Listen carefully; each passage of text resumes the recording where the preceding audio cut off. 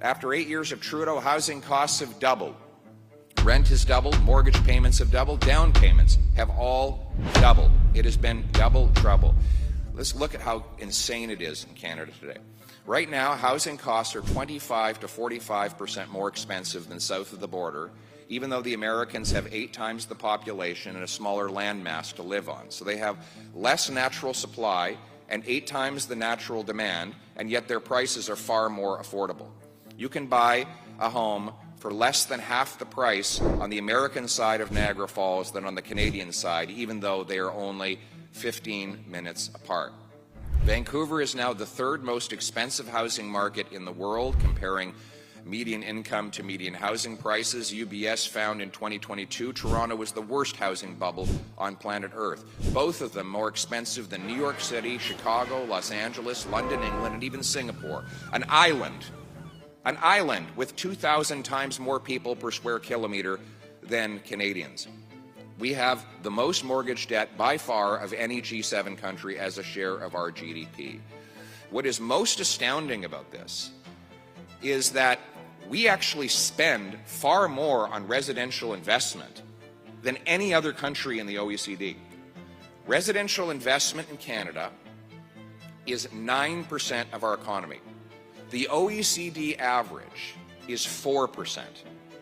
In other words, as a relative share of our economy, we are spending twice as much as the rest of our competitor countries to build fewer homes. We have the fewest homes per capita of any country in the G7, even though we have by far the most land and we spend by far the most money building homes. How is this possible? How is this possible? We have more land, labor, and lumber than anyone, and yet we can't build homes. The answer is government is standing in the way. What is the #1 cost to building a new home in Vancouver today? Land, labor, lumber, permits.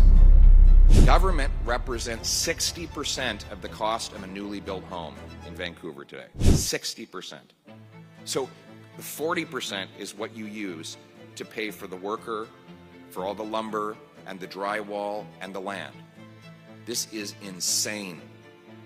Now, we've had wonderful collaboration between all levels of government on housing.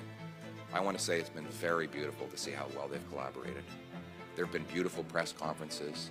They've patted each other on the backs. They've congratulated each other for the amazing job they're doing. And guess what?